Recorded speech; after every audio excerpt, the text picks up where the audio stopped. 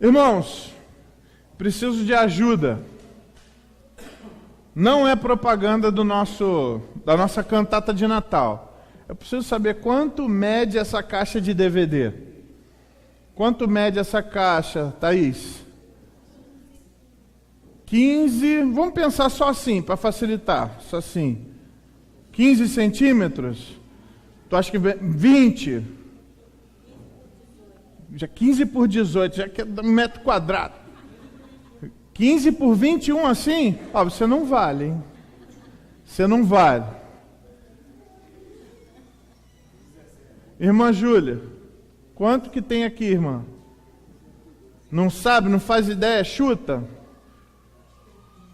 Vai ganhar um DVD quem acertar, hein? Não aparelho, né? Tu acha que tem quanto, irmão? Tem 15, então o pessoal está chutando no 15. Mas teve 18 e teve 20. A minha pergunta é, quem está certo? 17 por 12, ó. Benê, você que tem bom olho. Assim 20, assim 15, assim. Cida. 15 por 20, ó. O 20 então aqui tá bem cotado. Pessoal, quem está certo? Como é que a gente sabe? A gente precisa usar um padrão, né? Agora, eu podia medir por Bíblia, né? Quantas... dá meia Bíblia, dá uma Bíblia... Seria uma medida de padrão, certo? Mas vamos usar uma medida que seja universal. Desculpa falar essa palavra, mas que seja universal, né? Ou seja, aqui eu peguei uma régua com 60 centímetros, é uma unidade de medida. E quanto será que tem... 19 centímetros por 13,5. Alguém acertou? O Deriva levantou a mão lá. Eu pensei nisso, eu ia falar nisso. Pessoal, para que a gente pudesse dizer se alguém estava certo ou está errado, a gente precisava usar um padrão para que pudesse medir. E nós usamos um padrão que é um padrão conhecido de todos, é um padrão internacional. Eu quero começar com os irmãos hoje um estudo num evangelho, porque esse ano a gente está estudando sobre discipulado, não é? E aí eu quero fazer essa pergunta, qual que é a medida de um discípulo? Qual é a medida que um discípulo tem? E, bom, se a gente vai abrir a Bíblia e se a gente vai abrir um evangelho, todo mundo tem a resposta. Qual é a medida de um discípulo? Quem determina essa medida? Jesus. O homem padrão. Não é? Ele que disse o que é discipulado, ele que fez o que é discípulo. Ele é a nossa régua de medição. O Evangelho de Marcos quer apresentar Jesus e ele quer, assim como os irmãos estavam aqui apresentando mais de uma medida, ele está falando, aqui tem 18 por 15 e tal, o pessoal falou, os evangelhos vão apresentar o Senhor Jesus Cristo de várias formas diferentes, e cada evangelista vai querer trazer uma medida importante para a gente entender o que é ser discípulo. E pessoal, tem sido realmente uma revolução na minha vida estudar esse livro, esse evangelho. Já admirava o evangelho de Marcos, mas o ensinamento de Marcos para nós quer colocar de forma especial Jesus, o servo salvador. Marcos quer apresentar o Senhor Jesus Cristo basicamente com esses dois aspectos, com esses dois eixos. Quer mostrar o Senhor Jesus Cristo como aquele servo que não veio para ser servido, mas veio para servir. E quer apresentar o Senhor Jesus Cristo como o Salvador, o Messias prometido. Então é o servo que não veio para ser servido, mas para servir e dar a sua vida em resgate de muitos. É isso que Marcos quer apresentar e eu quero que os irmãos caminhem junto comigo nessa jornada que vai ser linda, está sendo deslumbrante para mim ver vários aspectos. Marcos apresentando o Senhor Jesus Cristo como servo e como salvador da humanidade. E na nossa primeira viagem, antes da gente poder, eu fico imaginando como se a gente estivesse num trem, andando nos trilhos da palavra de Deus. Antes da gente poder sair já, quando a gente escuta que o trem vai andar, faz aquele tsh, que o freio está soltando. Vocês já viram? Vocês já andaram de trem? Você escuta aquele tsh, é o que está soltando. Antes da gente ouvir isso, antes da gente começar a partir para a palavra de Deus, eu gostaria que nós antes olhássemos algumas coisas que são tão importantes e peculiares sobre Marcos. E hoje eu gostaria que nós olhássemos de uma forma especial para Marcos. A Epístola de Marcos.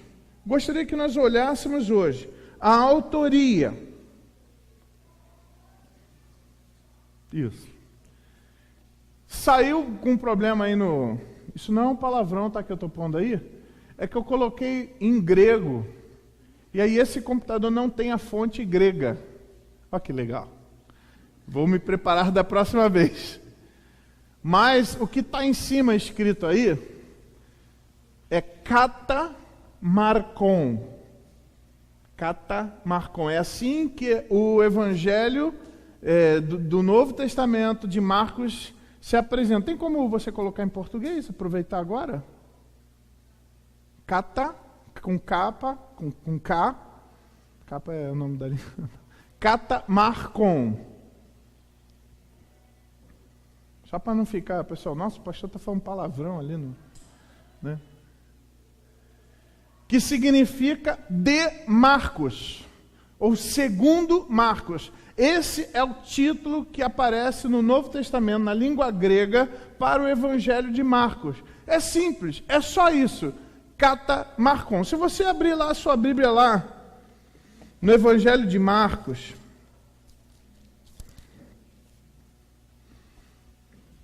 como é que aparece aí o título na sua Bíblia?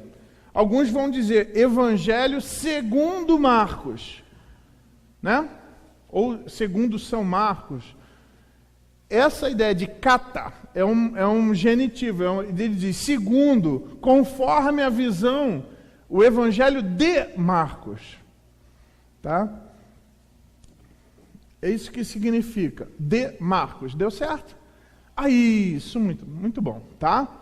A única diferença que vocês vão ter, na língua grega, o A é um pouco diferente. O R, na língua grega, ela seria como se fosse um P, que é a letra Rho, e ao invés do C, seria um outro K. Tá bom? Basicamente essa a diferença. Eu vou tentar ver se a gente consegue, Rod, colocar a fonte grega ali. Eu usei a Graeca, que é uma fonte bem fácil. E eu gostaria que nós hoje olhássemos para algumas coisas importantes, porque o Evangelho de Marcos, ele é um evangelho antigo, ele é o segundo evangelho que foi escrito, e ele demonstra a sua canonicidade de formas internas e externas. Nossa, o que é isso? Canonicidade é uma característica muito importante, que diz que este livro é bíblico. A igreja, ela não diz qual livro é canônico. A igreja descobre que o livro é canônico. E como que a igreja percebe que ele é um livro bíblico? Através de evidências internas e evidências externas. As evidências internas, para que a gente possa entender o Evangelho de Marcos como um evangelho canônico, são bem interessantes. Primeiro, o conteúdo, quando você começa a ler, e eu queria que essa introdução nos ajudasse para que você durante a semana pudesse ir lendo o Evangelho de Marcos e fosse percebendo essas coisas bonitas que tem no livro, você vai percebendo que o conteúdo do Evangelho sugere um autor com conhecimento funcional do aramaico, que teria sido um judeu palestino, que era o caso de Marcos. Marcos era um judeu palestino, ele era um judeu ali de Jerusalém. A mãe dele era uma mulher importante ali de Jerusalém. Alguns autores, inclusive, vão dizer que o cenáculo que teve ali a ceia do Senhor, a última ceia, era na casa da mãe de João Marcos. É muito legal isso. Essas coisas que vão trazendo mais cores para a nossa leitura. Tá? Então, você vai vendo que o uso dos termos, e falando dos locais e dos lugares, requeria alguém que fosse ali daquela região e que tivesse influência no aramaico, que era a realidade de Marcos. Outra influência também, outra evidência interna, são alguns detalhes que estão no livro, no Evangelho de Marcos. Eu coloquei aqui um deles, apenas Marcos, olha lá. Entre os evangelhos sinóticos, evangelhos sinóticos são aqueles evangelhos que têm o mesmo ponto de vista. Basicamente são 3. Quais são? Mateus, Marcos e Lucas. O evangelho de João, ele é um evangelho suplementar, que é um outro ponto de vista. Tudo bem? Os 3 que são sinóticos, quais são? Mateus, Marcos e Lucas. Dos 3, cita só Marcos, só o Evangelho, cita um incidente de um jovem que fugiu nu da cena da prisão de Cristo. Passa para mim. Eu botei o texto aí. Vamos ler juntos? Vamos lá. Disse-lhe Jesus: saístes com espadas e porretes para prender-me como um salteador? Todos os dias eu estava convosco no templo, ensinando, e não me prendestes. Contudo, é para que se cumpram as Escrituras. Então, deixando todos fugiram, seguia-o um jovem, coberto unicamente com um lençol, e lançaram-lhe a mão, mas ele, largando o lençol, fugiu desnudo. O único que conta essa história é João Marcos. Eu fico imaginando a inspiração do Espírito Santo. Põe lá que tu saiu pelado. Senhor, tem certeza que eu vou pôr esse detalhe? Né? Só ele pôs. Então, muitos estudiosos vão dizer que ele é esse jovem. E no seu evangelho, como testemunho ocular, ele pôde colocar esse detalhe.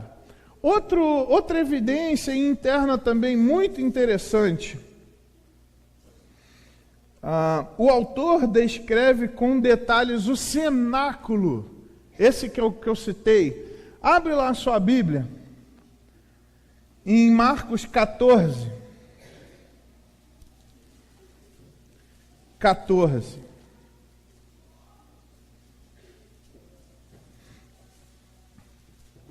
Talvez na tradução em português, dependendo da tradução, a gente não vai achar muito. Eu coloquei que o autor descreve com detalhes o cenáculo, chamando de sala de hóspedes. Como quer saber o nome que era dado para aquele cômodo? O autor diz, olha, aquele cômodo era o lugar onde os hóspedes eram recebidos. Aquele cômodo era chamado sala de hóspedes. Isso sugere que ele estava familiarizado com o local, com a casa. Passa para mim, não sei se eu coloquei o texto. Coloquei. Olha lá, vamos ler juntos? E digam ao dono da casa em que ele entrar. O mestre pergunta, onde é o meu salão de hóspedes, no qual poderei comer a Páscoa com meus discípulos? Só no Evangelho de Marcos aparece esse detalhe. Todos os outros falam, o Senhor Jesus Cristo foi para uma sala que ficava em cima. Foi para uma sala, foi para um cenáculo. Mas aqui ele dá o nome da sala. Então, há uma evidência interna de que um jovem que acompanhou o Senhor Jesus Cristo foi quem escreveu o Evangelho, que tinha esses detalhes que podia também colocar. Mas um outro detalhe importante, além das evidências internas, uma outra característica muito importante para que a igreja pudesse perceber esse livro como canônico foi o testemunho de homens de Deus do passado sobre o Evangelho de Marcos, que nós chamamos de evidências externas. Como a igreja cristã do primeiro século, do segundo século, ela olhava para o Evangelho de Marcos. Por exemplo, algum tempo atrás, o Fantástico revelou um evangelho secreto que a Igreja Católica não aceitou. Vocês lembram disso? Saiu naquela super interessante, que é uma revista porcaria, falando, descobriram que a igreja não rejeitou. Não foi a Igreja Católica, como nós conhecemos lá do Papa lá, que não aceitou. Foi a igreja cristã do início. Ela mesma já falava, gente, esse livro é furado. Ou seja, isso que o pessoal fala, foi descoberto. Foi descoberto nada, isso já tem há séculos, e a igreja já falou, isso é furado, é mentira. É pseudepigráfico, ou seja, a assinatura é falsa. Como que o livro vai ser bíblico se o autor não quis nem falar a verdade em relação a quem que escrevia? Agora, no Evangelho de Marcos, sobre o Evangelho de Marcos, o que os pais da igreja falaram sobre ele? Eu fiz uma pesquisa. O primeiro a citar que aquele evangelho realmente foi escrito por Marcos foi um homem chamado Papias. Esse homem aí, tirei uma foto dele e tudo. Foi esse homem chamado Papias. É a menção mais antiga, que é por volta do ano 140 depois de Cristo. Esse é um dos discípulos de Jesus, um homem que foi muito importante para que a igreja primitiva se desenvolvesse. E ele é um primeiro a citar que Marcos que escreveu o Evangelho, e ele ainda dá uma informação mais legal ainda. Por quê? Como que vai ter um Evangelho que não foi escrito por um apóstolo? Né? Mateus era apóstolo, chamado Levi. Lucas não era apóstolo, mas fez uma investigação, né? Marcos não era apóstolo e João era apóstolo. Como que vai ser aceito? E aí Papias é que explica nos seus diálogos, nas suas cartas, nos seus escritos, que ele recebeu do apóstolo Pedro através de sermãos, através de mensagens. Ele recebeu toda a história e João Marcos compila isso no Evangelho. Olha que legal. Um outro autor também, chamado Justino Mártir, que é esse homem aí. Cara, esse cara parece com alguém, mas eu não vou falar. Justino Mártir. Quando ele está dialogando com... Está todo mundo olhando para os outros agora, para ver quem que é. Não vou falar, pessoal. Justino Mártir, quando ele está fazendo um diálogo, quando ele está conversando com um homem chamado Trífo, ele cita assim como Marcos escreveu em seu evangelho. Então ele, o pai da igreja, um crente, falou, foi Marcos realmente que escreveu esse evangelho. Um outro homem também falou sobre Marcos, que foi Irineu de Lyon. Irineu de Leão, né? O bispo da cidade de Lyon, esse homem chamado Irineu, quando ele está escrevendo, combatendo as heresias, há diversos heresias, quando ele está combatendo as heresias nos seus escritos, combatendo, Irineu de Leão foi um homem importante, um dos primeiros polemistas e apologetas da igreja. Ele diz, assim como Marcos escreveu em seu evangelho, e cita o texto do evangelho de Marcos. Também uma outra evidência externa importante. Outros homens, Taciano, também, mais para frente, fala que Marcos escreveu o Evangelho. Tertuliano, da cidade de Cartago, também diz, quando ele está combatendo os marcionitas, uma heresia, ele está dizendo, olha, assim como Marcos também escreveu no seu Evangelho, e cita o Evangelho de Marcos. Um outro também, pai da igreja, Orígenes, e Eusébio cita também. Esse do Eusébio, pessoal, fiz questão de dizer, olha que legal. Esse é um livro muito antigo. E ele está traduzido em português. Olha que legal, cara. Você pode comprar da CPAD, ou seja, foi preservado e nós temos condições de comprar esse livro. Basicamente, ele fala sobre aí a época de 263 a 360 depois de Cristo. Ele conta um pouquinho dessa história para trás. Gente, esse livro tem em português, pessoal. História Eclesiástica, da CPAD. Se você tiver... Você tem, Roseli? Roseli tem esse livro. É legal demais, né? Emprestou para a Dodora, olha que beleza. Isso você está dizendo para ela devolver, não? Tá querendo mandar algum recado? Não? Tá com a Dodora, já faz quanto tempo? Tô brincando. Mas olha que legal, a oportunidade que a gente tem. E esse autor, Eusébio de Cesareia, ele quando ele está contando a sua história eclesiástica, ele está contando sobre o início da igreja. Gente, é muito legal esse livro, porque ele fala, depois do Senhor Jesus, ele deixou quem? Quem que Jesus? Depois de Jesus, os apóstolos, certo? A igreja. E depois dos apóstolos, os pais da igreja, que são esses homens. Ele conta a história. Então a gente consegue, através do que ele escreve, ter um pouquinho da continuidade, como foi depois do livro de Atos, o que aconteceu. Bem legal mesmo. Gente, esse homem também falou que foi Marcos que escreveu o segundo evangelho. Olha que importante para nós. Além, então, das evidências internas, a gente também tem evidências externas de testemunhos de pessoas falando, olha, foi Marcos que escreveu.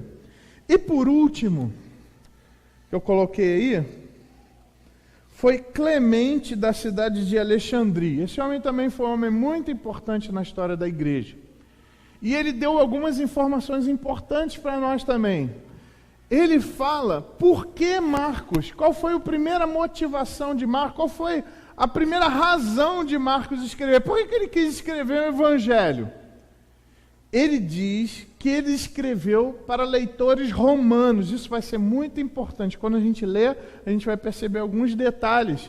Realmente, quando ele escreve para que aqueles que não eram judeus pudessem entender. Certo? E a gente vai ver bem com calma isso hoje. E Clemente também diz que os crentes de Roma, que tinham sido evangelizados por Pedro, ele pediu, logo depois da morte de Pedro, eles pediram que João Marcos, que tinha sido discípulo de Pedro, escrevesse a história de Jesus. Então João Marcos escreve o evangelho, esse segundo evangelho, dessa perspectiva, respondendo para fortalecer a fé desses crentes que estavam na cidade lá de Roma. Tá? Então foi a pedido desses crentes com o fim de preservar a tradição apostólica de Pedro, que tinha evangelizado lá em Roma. É importante lembrar que nós temos uma epístola de Paulo aos Romanos. Vocês lembram dessa epístola? Está na tua Bíblia lá, tá bom? Essa epístola, Paulo diz, olha, eu não conheço, mas ele sabia que já tinha uma igreja lá. Ele manda a carta para fortalecer os crentes lá. Mas como que esses crentes surgiram? Através do trabalho de Pedro. E como a gente sabe disso? Através da história eclesiástica. Olha que legal. Que legal. Então, quando Pedro morre, ele é morto, né? Então, João Marcos escreve essa história de Pedro, a história da perspectiva de Pedro, não a história dele, da perspectiva dele, para aqueles crentes que viviam em Roma.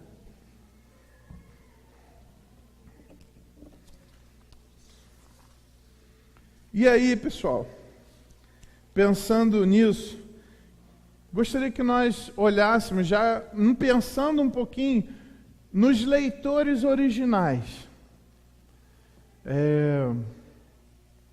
Pensando nesses crentes, eles não eram crentes judeus, eles eram gentios, né, os romanos.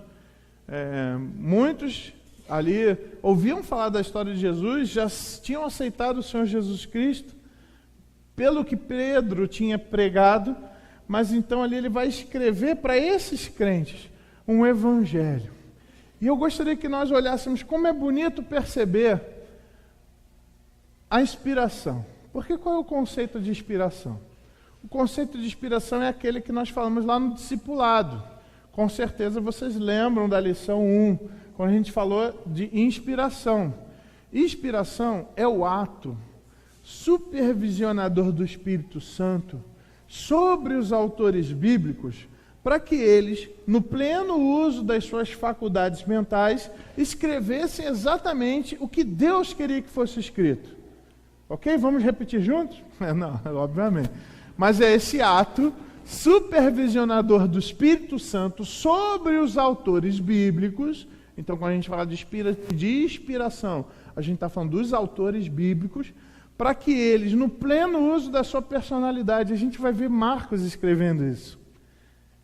Escrevendo com estratégia, no pleno uso das suas capacidades mentais, pudessem escrever exatamente o que Deus queria que fosse escrito. E quando a gente pensa que Pedro ensinou para Marcos, e agora Marcos está querendo escrever de uma forma que aqueles primeiros leitores venham a entender, gente, a gente fica agradecendo a Deus, porque os primeiros leitores entenderam e passaram para os segundos e para os terceiros e para os quintos e até para nós. Não sei que número seria a gente de leitor, né? Mas, pensando nos leitores originais, como Clemente afirmou, o Evangelho foi escrito para cristãos romanos. Eram romanos, mas eram cristãos. E uma demonstração disso é uma citação breve do Antigo Testamento, lá em Marcos, capítulo 1.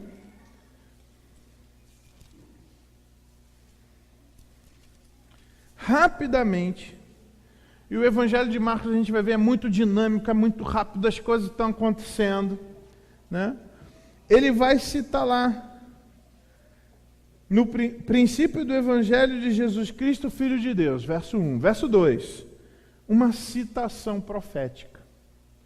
Conforme está escrito na profecia de Isaías, e cita a profecia: Eis aí envio diante da tua face o meu mensageiro, o qual preparará o teu caminho. Voz do que clama no deserto, preparai o caminho do Senhor, endireitai as suas veredas. Ele está citando Isaías, capítulo 40. Apareceu então João Batista. O que ele está querendo dizer? O Senhor Jesus Cristo, ele foi anunciado com antecedência por um profeta. Isso é importante, por quê? Lembra que Marcos está querendo apresentar Jesus como servo, mas também como o Salvador, como o Messias. Então, para que alguém seja o Messias, ele precisava cumprir o quê? Profecias. Certo? Então, aqueles crentes lá em Roma estão vendo, olha, estamos crendo na pessoa certa mesmo, no Messias de verdade, porque ele cumpriu as profecias. Agora, comparado com Mateus, tem mais de 50 profecias, assim como disse o profeta Jeremias, assim como disse o profeta Isaías, assim como falou lá em tal. Tinha que ter muita profecia. Por quê? Mateus foi escrito para quem? Para os judeus. O pessoal aí que fez MEB aí, pessoal que fez também panorama do Novo Testamento, vão lembrar disso daí, né? Lembra dos supletivos? Bom, então, esse não foi escrito para judeus, então ele não precisava dar tanta informação profética, mas ele precisava dar alguma para fortalecer a fé daqueles irmãos que estavam lá. Outra coisa interessante, Marcos oferece a tradução de termos aramaicos. Olha lá no capítulo 5, no verso 41. Bom, se ele está falando para romano, ele precisa explicar o aramaico, porque qual que é a língua que o romano falava? Começa com L e termina com tim. Claro, vivo. Não, latim. Né? Então, se ele vai falar um termo aramaico, vai escrever em aramaico, ele precisa traduzir. Olha lá, verso 5:41. Alguém pode, por favor, ler para mim bem alto? Tomando a mão da menina, disse-lhe: Talita, cumi, que traduzido é: Menina, a ti te digo, levanta-te. Você vê, ele teve que traduzir esse termo aramaico, que era Talita cumi.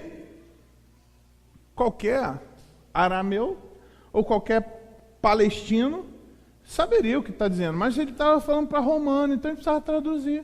O que foi que Jesus disse? Se ele não traduzisse, todo mundo ia falar assim: o quê? O que significa Talita cumi? E ele traduziu: menina, Rápido, rápido, levanta. Outra tradução interessante aí do termo é 7:11. Capítulo 7, verso 11. Alguém, por favor? Quem já leu não pode mais, hein? 7:11.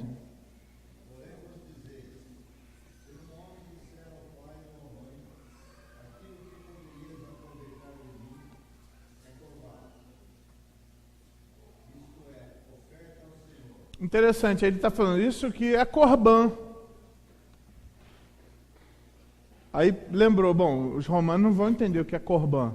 Bom, corbã é uma oferta dedicada ao Senhor. Então ele traduz. Outra tradução, nesse mesmo capítulo, verso 34. Alguém pode ler, outro irmão? Rápido, gente, que a gente tem pouco tempo.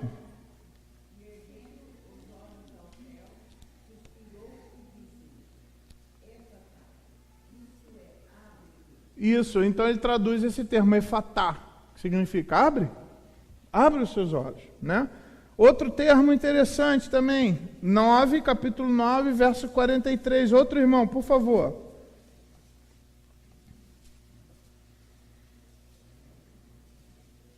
Gente, vocês precisam ler mais rápido, porque eu tenho pouco tempo. Vamos lá.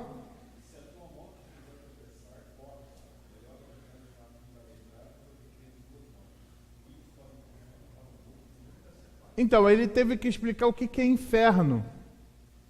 O inferno é um fogo que nunca se apaga. Um palestino ia entender o que é inferno fácil. Esse termo precisou ser traduzido. É interessante também, ele heleniza palavras latinas, como flagelare, que aparece, nós não vamos ter tempo para ler, mas é quando fala de açoitar na sua Bíblia, ele está usando o termo flagelare, ele está usando um termo helênico.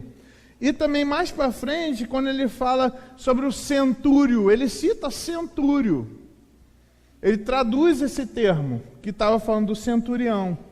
É interessante também, pensando nos líderes, pensando nas pessoas lá de Roma, ele menciona nome de pessoas, de líderes cristãos identificados com a igreja em Roma. Por exemplo, se você for lá em 15:21, vai falar o nome dos filhos de Simão. A gente até viu em cordel, você lembra aquela história do Natal em cordel, da Páscoa em cordel? Que um era Alexandre e o outro era Rufo.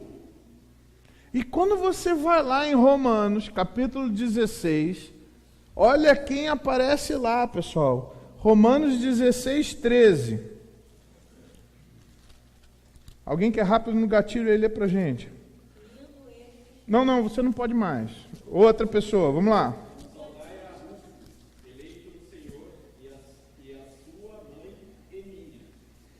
Olha só que interessante. Saudai Rufo, eleito no Senhor, igualmente a sua mãe, que também tem sido mãe para mim. Interessante isso, né? Quem é esse Rufo? O mesmo lá que está em Marcos. Então ele cita, ó, quem estava lá, que é um testemunho aí, ó, pessoal, vocês conhecem, está na igreja aí, ó. Ele estava lá, o pai dele estava voltando do campo, e o pai de Rufo teve que carregar a cruz. Ó, que legal esse link, pessoal. Entenderam isso? Demonstra que Marcos estava preocupado em comunicar o evangelho de uma forma que os primeiros leitores entendessem e se identificassem com a história que eles estão lendo. E uma coisa muito importante, no Evangelho de Marcos, aparece a figura de um centurião romano como testemunha que diz que Jesus era realmente o Filho de Deus. Gente, isso é muito importante para fazer essa ligação.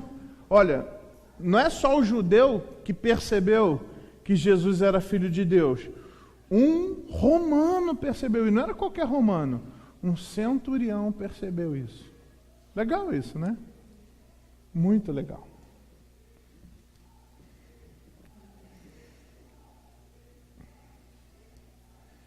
Irmãos, todos esses detalhes, eles são para que a gente possa, partindo daqui, ter aquela certeza de tudo aquilo que nós aprendemos é verdade. No momento de tantas incertezas, tanta gente criticando, falando, a Bíblia é um livro escrito por homens, os caras não fazem ideia disso aqui. Gente, um homem muito bem, um gênio, não conseguiria colocar tanto detalhe na escrita de um livro. Não conseguiria fazer tantas ligações, tantos links. Foi o Senhor que fez Marcos escrever o Evangelho. Foi um livro escrito por um homem, mas um homem inspirado por Deus. E quando nós olhamos para esse livro, nós podemos ter a convicção de que nessas páginas Deus está falando conosco. Que todas essas informações, que parecem ser coisas até técnicas, a gente possa pegar isso como argumento. Não, eu creio que é verdade. Primeiro, pela minha fé, que não precisa de explicação, mas também pelo uso da razão, nós podemos chegar à mesma conclusão, de que esse Evangelho é inspirado por Deus. Deus escreveu através de Marcos esse Evangelho. Mas eu não gostaria que nós ficássemos apenas nessas questões técnicas. Eu gostaria que nós pudéssemos, ao longo das Escrituras, antes da gente entrar no Evangelho, eu queria estudar com os irmãos a vida desse homem chamado João Marcos. Eu gostaria que hoje nós dessemos uma olhada, diante dessa certeza que nós já temos, de que esse Evangelho foi inspirado por Deus. Marcos tem uma trajetória muito importante, uma trajetória que a gente pode se identificar com ela. Eu gostaria de olharmos para esses detalhes da trajetória da vida de Marcos, nós pudéssemos refletir sobre a nossa própria história. Marcos foi um homem sujeito às mesmas lutas que eu e você. Passou por tentações como eu e você, nós passamos. E a Bíblia vai dizer que Marcos, durante um período, fracassou. E é importante ver o que aconteceu dali para frente. O que aconteceu com a vida de Marcos. E através do que aconteceu com a vida dele, mesmo diante dos fracassos, eu gostaria que nós tirássemos lições para nós e pensássemos sobre o nosso ministério cristão. E antes da gente estar olhando um pouquinho mais sobre Marcos, gostaria que nós orássemos mais uma vez, pedíssemos que Deus continuasse falando conosco, que Deus continuasse nos abençoando. E ao conhecer mais esse homem de Deus, nós pudéssemos, no exemplo dele, poder pensar na nossa vida. E o meu desejo é que a gente possa sair daqui como discípulos melhores. Vamos orar?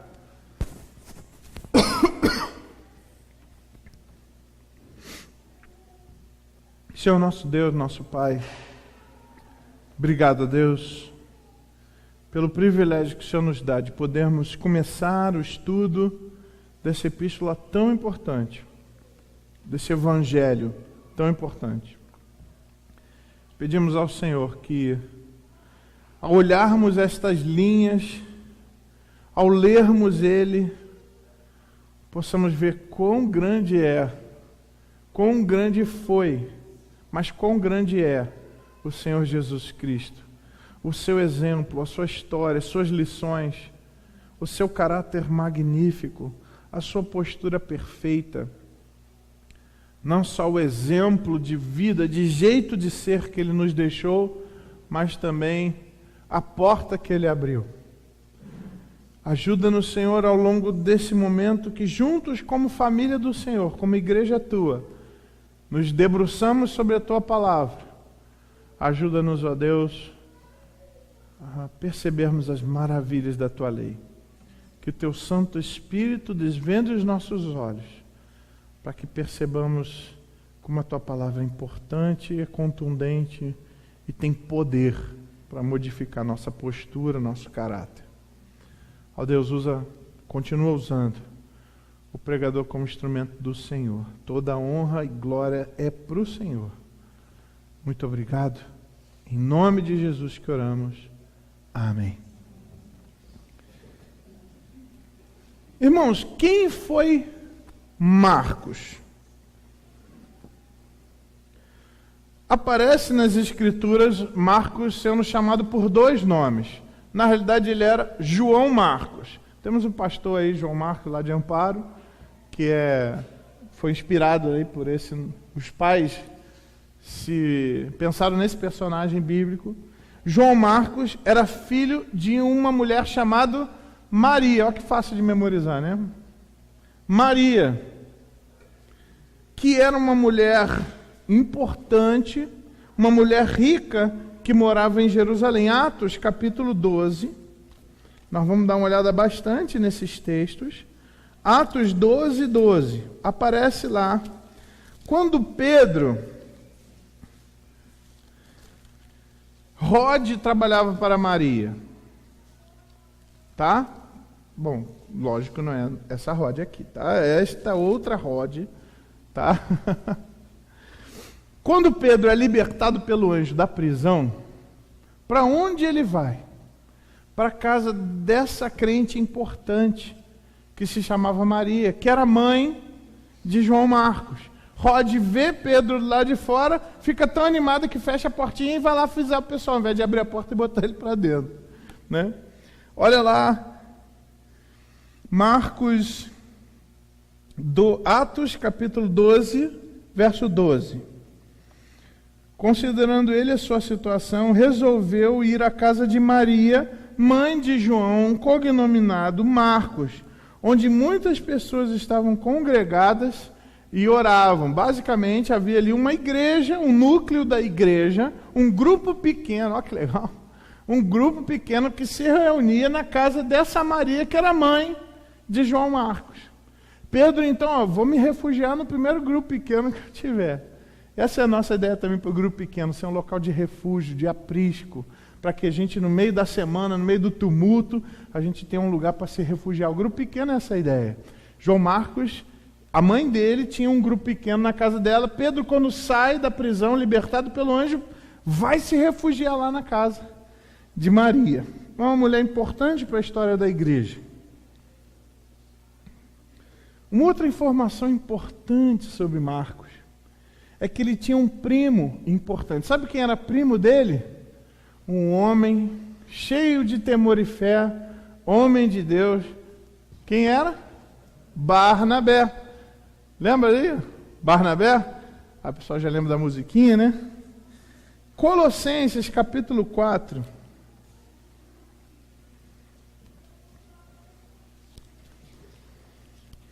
Capítulo 4, verso 10.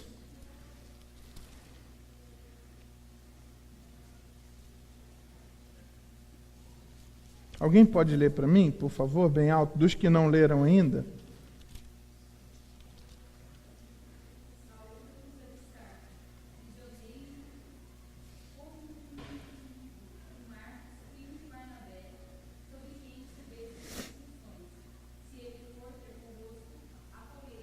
Está lendo no celular? Esse comigo demorou para sair. Comigo. É isso aí, pessoal. Lá. Quem está escrevendo lá com Paulo era esse homem chamado Aristarco e também Marcos, que é primo de Barnabé. Olha que legal. Barnabé ele era mais velho do que Marcos. Era um homem já mais experiente, era um levita, era um homem muito importante porque ele sabia bastante como o Senhor Jesus Cristo realmente ele era aquele Messias que foi enviado. Imagino também que, além de Pedro, Barnabé também tenha dado algumas dicas para João Marcos sobre como realmente Jesus era o Messias, porque Barnabé foi muito importante na vida de Paulo também. Gente, esse é um homem sem igual, realmente, Barnabé.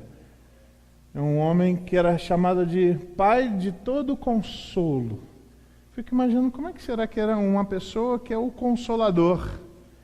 Que legal, né? Um título que é dado para o Espírito Santo, aquele homem recebeu também, um homem calmo, tranquilo, um cara assim. Quem será que vai ser o próximo Barnabé aqui da nossa igreja, né? Uma pessoa que a gente precisa.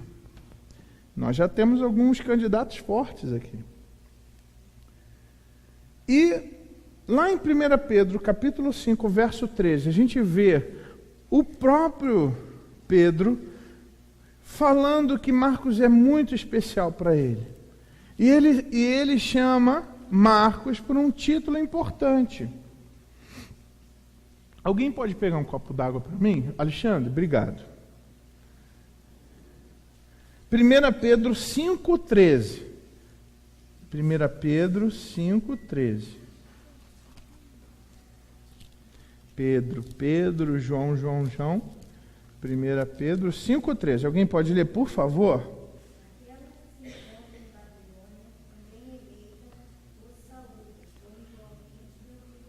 Olha, ele chama de filho. Aqui, lógico que ele está falando filho na fé, né? Obrigado, Alexandre. Deus abençoe. Filho na fé, lógico, né? Mas você vê essa conexão de João Marcos com o apóstolo Pedro. Marcos, no livro de Atos, ele aparece logo no início, lá no capítulo 12, logo depois que Paulo já tinha se convertido. Aqui começa um momento difícil na vida de João Marcos. Atos capítulo 12, vamos abrir lá.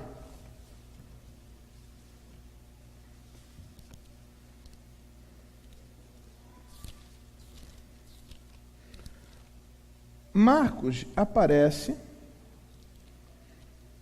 já acompanhando Paulo e o seu primo Barnabé no ministério. Atos 12, a partir do 24, olha só. Entretanto, a palavra do Senhor crescia e se multiplicava. Barnabé e Saulo, cumprida a sua missão, voltaram de Jerusalém, levando também consigo a João, apelidado Marcos. Isso é o capítulo 12, é o finalzinho do capítulo 12. O que acontece depois do capítulo 12? Não vale falar o capítulo 13, né, pessoal?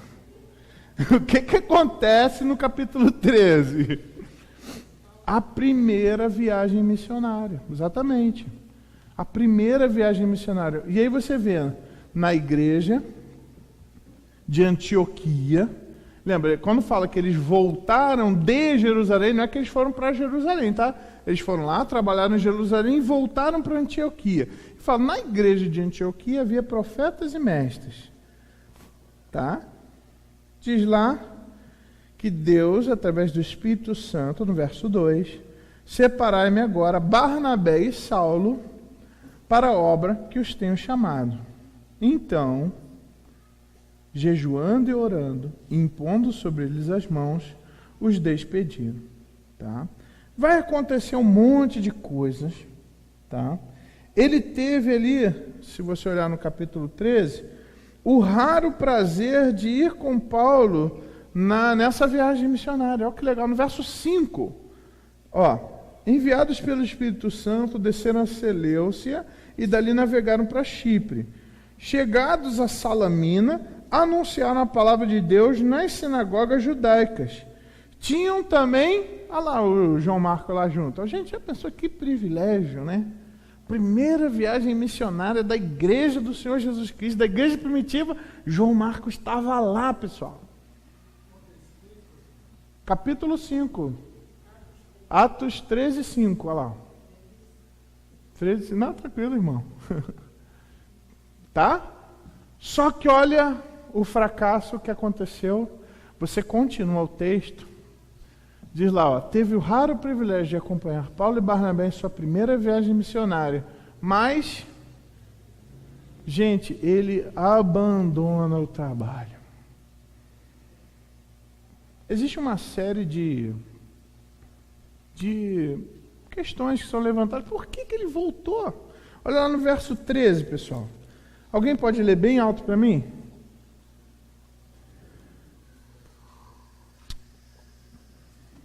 Treze.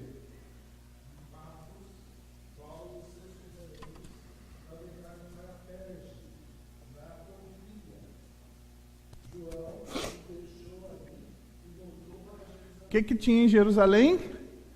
A casa da mamãe. Lembra? Ele volta. Tinha acabado a viagem missionária? Tinha acabado a viagem missionária? Gente, a viagem missionária só vai acabar no capítulo 15, pessoal. Não acabou. Quase que no meio da viagem ele simplesmente abandona e vai embora. Volta para casa. Gente, isso trouxe repercussões tão profundas.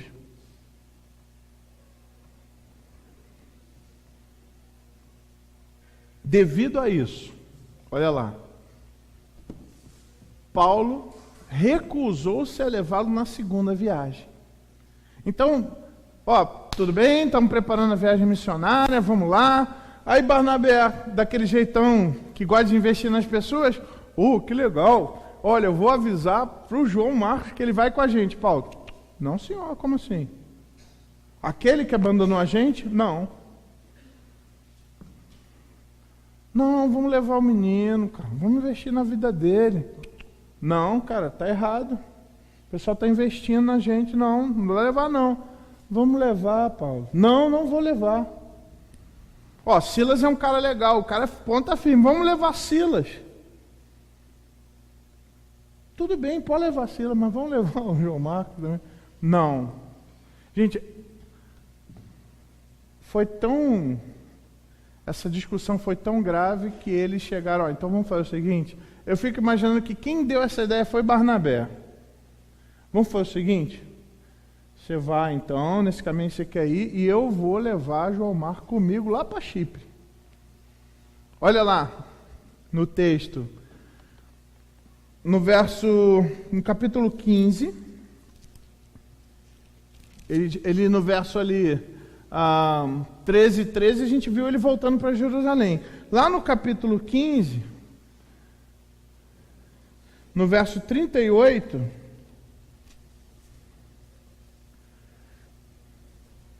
vou ler a partir do 36.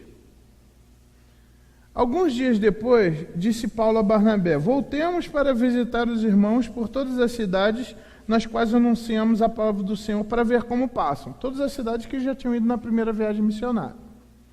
E Barnabé queria levar também a João, chamado Marcos. Mas Paulo não achava justo levarem aquele que se afastara deles na Panfilha, não os acompanhando até o fim do trabalho. Houve entre eles tal desavença que vieram a separar-se. Então, Barnabé, levando consigo Marcos, navegou para Chipre. Mas Paulo, tendo escolhido a Silas, partiu, encomendado pelos irmãos à graça do Senhor. É incrível a honestidade da Bíblia, né? É incrível a honestidade de dizer, olha, esse cara errou, ele abandonou o trabalho, ele voltou para casa. Alguns dizem que ele estava com medo, alguns dizem que ele estava com saudade, outros dizem que ele era um cara que tinha certo, ele era meio mimado, a ponto de levar o lençol lá na hora da oração, né? Tem vários argumentos aí. Mas o fato é, o cara desistiu, pessoal. Foi grave. Não foi simplesmente, gente, vou voltar daqui vocês vão voltar. Não, cara, era um trabalho importante, precisavam dele lá. Ele não era simplesmente aquele discipulado, vem comigo que você não vai fazer nada, só fica olhando. Não, tinha coisa para fazer, vamos trabalhar, vamos ensinar, preciso de você, dá força, vai lá fazer tal coisa, volta. E aí o cara que é o auxiliar, que eles precisavam, então daqui a pouco desiste. Foi grave isso. Então, assim, quando a gente pensa em Paulo ele estava usando uma linha lógica, assim. O argumento dele era um argumento verdadeiro. Só que Barnabé, há algum tempo atrás, já tinha investido em outro cara que ninguém queria investir. Vocês lembram disso? Adivinha quem foi? O próprio apóstolo Paulo. Você lembra? Quando Paulo se converteu, ninguém acreditou. Lembra disso? Era grave isso? O cara se converteu. Tá bom, se converteu. Ele está querendo pegar a gente. Ele se converteu e começou a falar: gente, por favor, alguém me apresenta o pessoal da igreja. Tá legal que eu vou te levar. Aí apareceu um cara que deu a cara para bater, botou o peito na ponta da lança e falou: eu quero investir na vida de Paulo. Quem foi esse cara? Barnabé. É muito legal ver isso. Agora Barnabé continua querendo investir na vida de outro, desacreditado. E aquela pessoa que um dia estava na posição, não quis. Gente, isso para mim traz reflexões profundas, né? Eu tenho pensado como pastor tanto nisso, de investir, de correr atrás. Olha, o que João Marcos fez foi errado, ele pisou na bola mesmo, mas olha, vamos continuar investindo na vida dele, vamos lá, vamos fazer. Paulo falou: olha, faz você, eu tenho outro trabalho para fazer. E é interessante que Deus abençoou os dois, né? Deus abençoou aquele que queria lá pregar o evangelho, que tinha que fazer um trabalho, tinha uma meta, e Deus abençoou também aquele que queria investir. A gente vai ver isso com calma. Mas só isso já traz algumas reflexões interessantes, né? Paulo falou: não, o cara vacilou, pô, para de investir nele. E Barnabé querendo investir. Eu fico imaginando Paulo falando as coisas e Barnabé ouvindo: é mesmo, cara? O cara é um vacilão? É. Puxa vida, cara. Mas eu quero investir assim mesmo. Ele podia jogar na cara, né? Ah, tu também foi um vacilão, rapaz, ninguém... Não, mas ele... Tá bom, então você vai com Silas, eu fico com Barnabé. Nós não sabemos quem deu essa ideia. Eu estou aqui fazendo a minha... eu estou fazendo agora a minha reflexão. Porque pelo perfil estava parecendo que Barnabé estava mais a fim de dar essa proposta. João Marcos, então, ficou com Barnabé e foi para a ilha de Chipre. Mas a história, pessoal, não para aí. 12 anos depois ocorre uma nova ocorrência, desculpa a redundância. Aparece João Marcos de novo. Olha lá em Colossenses, capítulo 4, verso 10. Quem que está escrevendo? Lembra, a gente já leu esse texto. Mas quem estava escrevendo e com quem? Quem escreveu Colossenses? Paulo. E quem estava lá com Paulo? Quem saúda lá os colossenses junto com Paulo?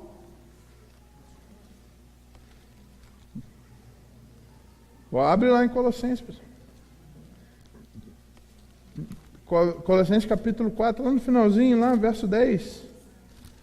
Aristarco,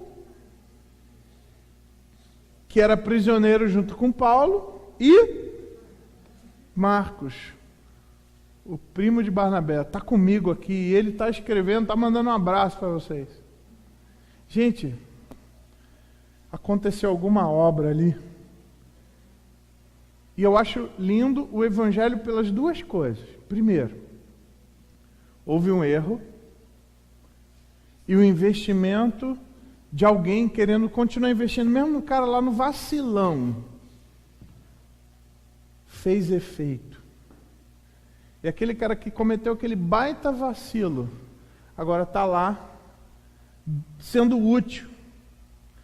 Essa é a primeira coisa que eu acho lindo. Isso é importante para mim, porque, pessoal, eu posso errar. Posso cometer erros estratégicos. Eu posso, de repente, eu e você podemos, num determinado momento, meio que dar aquela desviada dos alvos de Deus. Mas é legal a gente ver que a gente tem que continuar investindo na vida daquelas pessoas, até dos que deram mole. Não é assim: tu errou, então também larga para o canto. Não. Mas a outra coisa que eu acho legal também na vida de João Marcos é que, pessoal, dá para voltar. Dá para voltar a ser uma bênção. Mesmo que tenha se cometido um vacilo tão grande no passado, mas dá para voltar a ser uma bênção. E quem diz isso, você vai ver lá em Filemão também, junto com Paulo.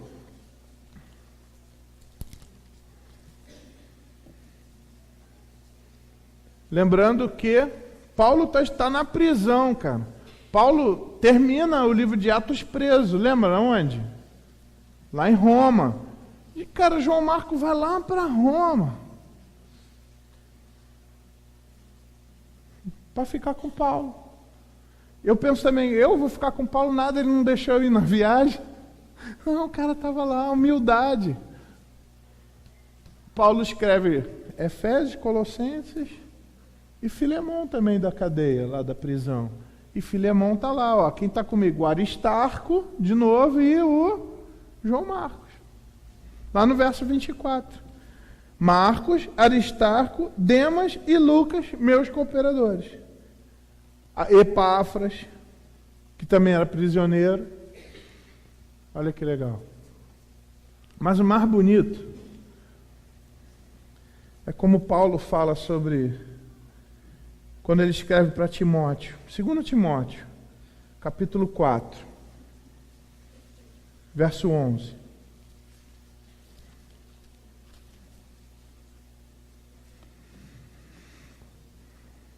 Ele está falando para Timóteo, ó, Timóteo, é a última carta dele. Ele diz, ó, somente Lucas está comigo.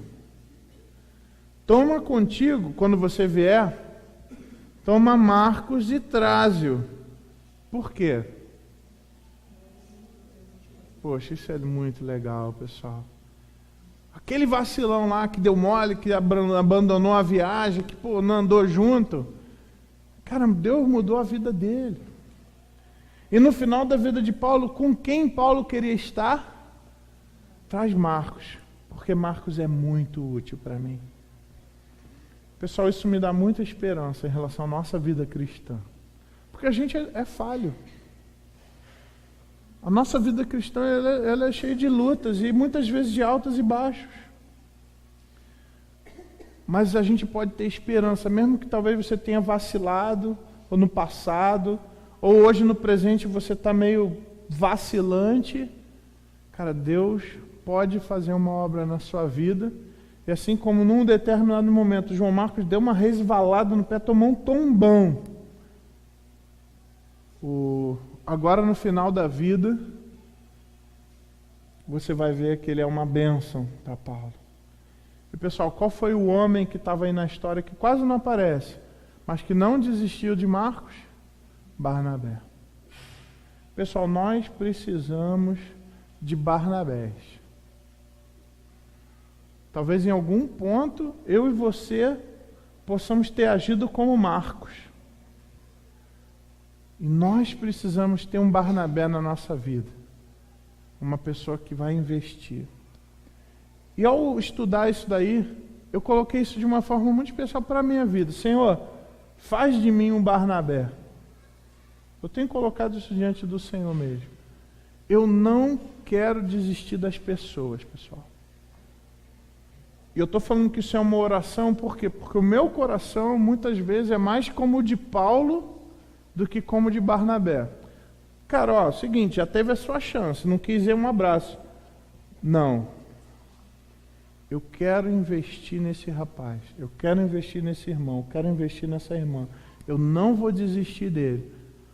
Talvez os nossos projetos a gente dá uma desaceleradinha, mas nós não vamos deixar de investir. Pessoal, isso eu tenho colocado e eu queria colocar isso diante da igreja. Mesmo que eu me canse mais, mesmo que isso me traga mais trabalho, eu não vou desistir das pessoas.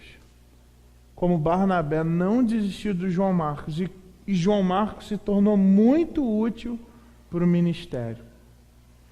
Eu estou dizendo isso, abrindo meu coração no final dessa mensagem, porque esse ano nós vamos fazer 13 anos diante da igreja. Já teve muita gente que durante um tempo caminhou e o pessoal desistiu. Teve já outros que resvalaram, teve uns que não quiseram andar juntos. O que nós não vamos fazer é desistir. E eu queria desafiar você nisso também. Tem alguma pessoa difícil? Talvez você seja uma pessoa difícil. Cara, deixa o investimento de Deus acontecer na sua vida. Não pense que você não tem mais jeito. João Marcos deu uma vacilada, mas Deus tratou a vida dele e ele se tornou muito útil para Paulo. Eu queria desafiar você. Se você está nessa posição de João Marcos, aceita o investimento de Deus, se arrependa do que aconteceu e volta para o ministério. Ou talvez a sua posição é como de Barnabé. Continue correndo atrás das pessoas, continue investindo nas pessoas, que isso vai ser muito importante na vida delas.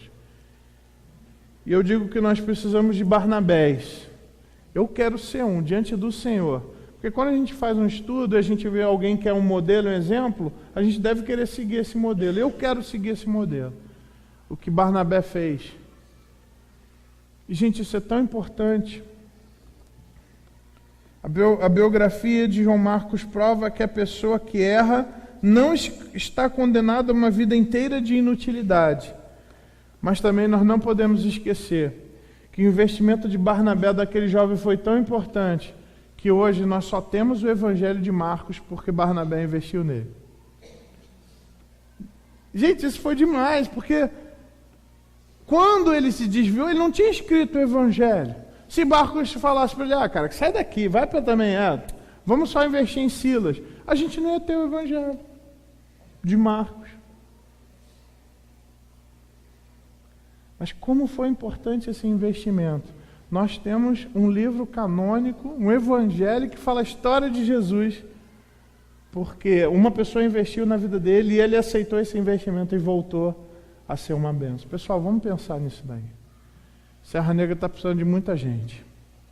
E tem muita gente precisando do que os Barnabés aqui da igreja podem fazer. Tem muita gente desanimada com o evangelho, pessoal. Muita gente. E eles precisam de um Barnabé que vai lá, cara, eu quero continuar investindo em você, eu não vou desistir de você, eu amo você e vou até o fim.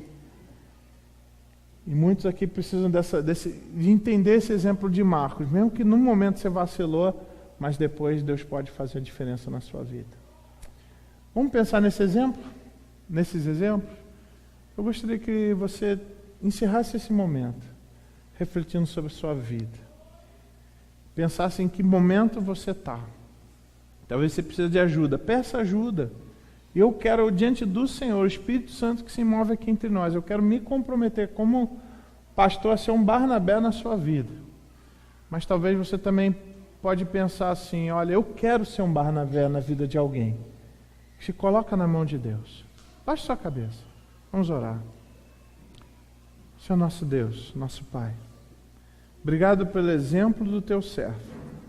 Obrigado, Deus, por esse evangelho tão importante, escrito por um homem tão especial, que recebeu o investimento de outro homem tão especial. E, ó Deus, faz desses homens e mulheres especiais aqui, especiais para outras pessoas especiais, e que recebam o investimento de pessoas especiais. Ó Deus, para a glória do Teu nome, para o crescimento do Teu reino. Ó Deus, se há algum ressentimento que o Senhor possa tirar, ó Deus. Essas coisas não são boas para o crescimento da Tua igreja. Se há falta de perdão, que o Senhor perdoe. Se há algo que precisa ser tratado, trate, ó Deus. E, ó Deus, que o Senhor possa fazer o Teu povo crescer para a glória do Senhor. Usa, Senhor, os Barnabés como instrumento da Tua graça. E, ó Deus, para aqueles que estão vivendo um momento de Marcos, que possam aceitar o investimento desses servos do Senhor. Ó Deus, Te louvamos pela Tua palavra. Pedimos que o Senhor continue conosco. Que a graça do nosso Senhor Jesus Cristo, o Teu amor e as consolações do Teu Santo Espírito sejam com todos nós, com todo o Teu povo espalhado pela face da terra, hoje e sempre, em nome de Jesus. Amém. Irmãos, Deus abençoe. Passamos bastante do horário. Tínhamos a ceia, que é um momento importante para nós. Mas eu sei que Deus vai estar renovando o descanso dos irmãos, daqueles que precisam dormir mais cedo. Tá bom? Obrigado àqueles que nos assistiram pela internet. Deus abençoe. Boa semana.